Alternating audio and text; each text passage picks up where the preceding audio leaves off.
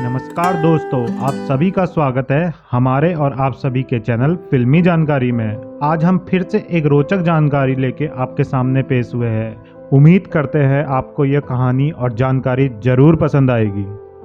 भारत का हर सिनेमा प्रेमी इस चेहरे से बड़ी अच्छी तरह से वाकिफ होगा। 80 और 90 के दशक की हर बड़ी एक्शन फिल्म का हिस्सा डैन धनोआ जरूर हुआ करते थे। बेहद डैशिंग पर्सनैलिटी वाले डैन धनोआ जब अचानक फिल्म इंडस्ट्री से गायब हो गए थे तो लोग बड़े हैरान हुए थे।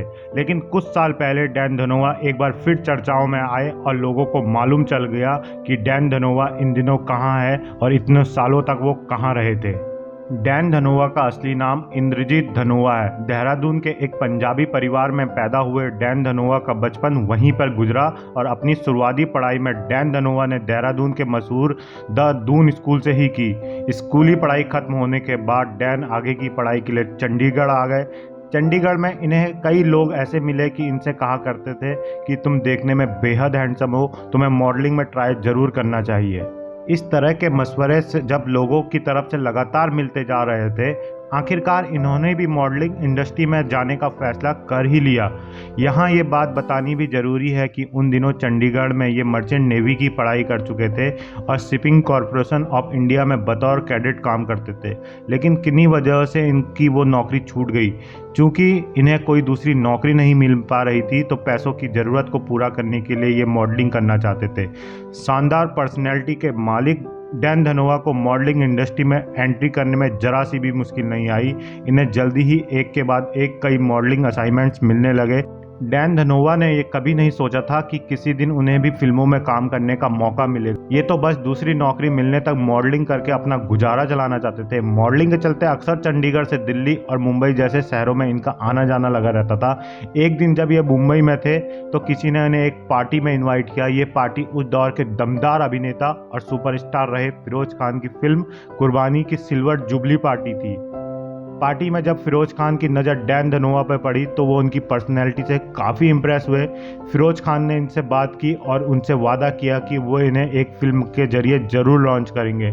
इसके बाद लगभग एक साल तक फिरोज खान डैन को ट्रेन करते रहे। लेकिन दुर्भाग्यवश जिस प्रोजेक्ट के लिए फिरोज खान डैन को ट्रेनिंग दे रहे थे वो किन्हीं कारणों के चलते बंद हो गया था।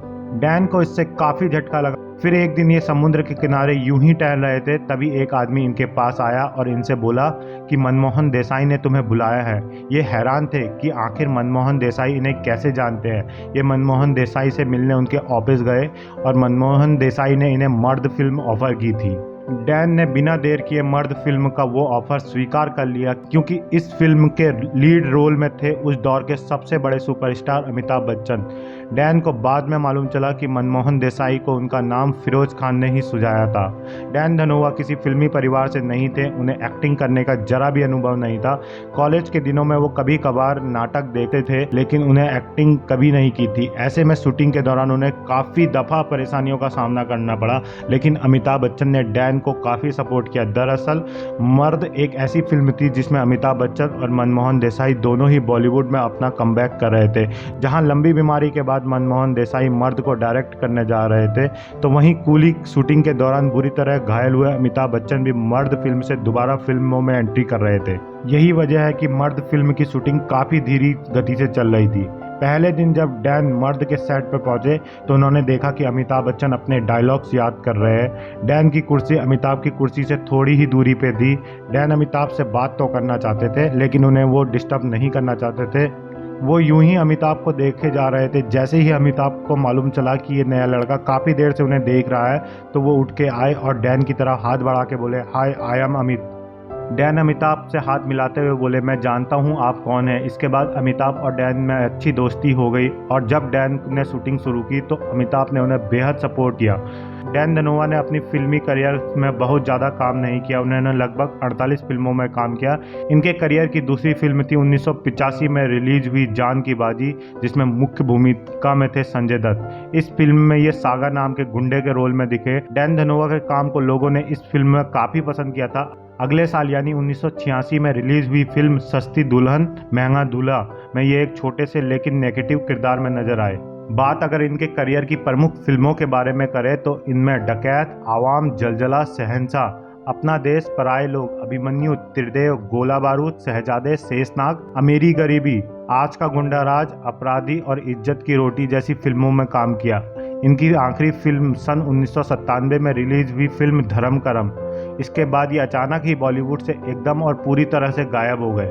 डैन धनोआ के बारे में मीडिया में काफ़ी चर्चा हुई, लेकिन कोई यह मालूम नहीं कर पाया कि डैन धनोआ आखिर कहाँ चले गए। कुछ लोगों ने यह भी दावा किया कि डैन धनोआ विदेश यात्रा के दौरान दुर्घटना में मारे गए, लेकिन 2020 में जब मीडिया में खबर आई कि डैन धनोआ दुनिया भर में फैली कोरोना महामारी के चलते ब्राज़ील में फंस गए हैं और वो खुद भी उस बीमारी के शिकार हो गए, तो सबको मालूम चला कि डैन जिंदा है।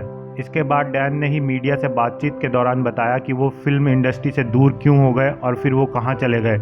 डैन फिल्मों से पूरी तरह बोर हो गए थे, कोई भी डायरेक्टर उन्हें अलग रोल नहीं दे रहा था, हर कोई उन्हें विलन का किरदार ही ऑफर करता। धीरे धीरे डैन का मन उबने लगा और आखिरकार वो फिल्में छोड़ के हमेशा के लिए चले गए और मर्चेंट नेवी में नौकरी करने लगे। पिछले साल डैन धनोआ ने तमिल फिल्मों से सिल्वर स्क्रीन में कमबैक किया। सूराराई पोंट्रू नाम की एक फिल्म में डैन धनोआ ने विजय माल्या का किरदार निभाया। हालांकि भविष्य में डैन फिल्मों में काम करेंगे या नहीं, इसके बारे में उन्होंने कुछ नहीं बताया है। अब बात अगर डैन धनोआ की निजी जिंदगी के बारे में करें तो इन्होंने 2 शादियां की। इनकी पहली शादी हुई निक्की वालिया से, उनसे इन्हें एक बेटा भी हुआ जिसका नाम गोविंद सिंह धनोआ। बाद में निक्की संग इनके रिश्ते खराब हो गए और फिर दोनों ने तलाक ले लिया। निक्की और इनका बेटा गोविंद फिल्म इंडस्ट्री में टार्जन के नाम से मशहूर है और एक मशहूर सिनेमेटोग्राफर है। डैन ने दूसरी शादी जयपुर घराने की मशहूर कथक डांसर और अभिनेत्री नंदिता पुरी से। नंदिता पुरी के साथ डैन अब चंडीगढ़ में रहते हैं और मर्चेंट नेवी में नौकरी करते हैं। नौकरी के सिलसिले में डैन को कई दफ़ा विदेश यात्रा भी करनी पड़ती है। कहा जाता है कि दिलीप कुमार की भतीजी रुबैना खान संग डैन का अफेयर रह चुका है। रुबैना खान की शादी मजहर खान से हुई थी और इसी वजह से मजहर खान और डैन के बीच काफ़ी तनाव भी रहा करता था। कई सालों बाद आखिरकार डैन धनोआ के फैंस को उनके बारे में पूरी और एकदम सटीक जानकारी मिल रही है। इनके फैंस एक बार फिर इसी उम्मीद में है कि वो दोबारा से डैन को फिल्मों में एक्टिंग करते देख सकेंगे। फिल्मी जानकारी भी इस उम्मीद में है कि डैन को कुछ दमदार रोल्स मिले और डैन का बरसों पुराना सपना पूरा हो जाए। तो दोस्तों, आपको डैन धनोआ का कौन सा नेगेटिव किरदार सबसे ज़्यादा पसंद था, आप हमें कमेंट बॉक्स में ज़रूर बताइएगा। और इसी तरह की रोचक जानकारी जानने के लिए आप हमारे चैनल फिल्मी जानकारी को सब्सक्राइब भी कर सकते हैं। बस बेल आइकन दबाना मत भूलिएगा। धन्यवाद।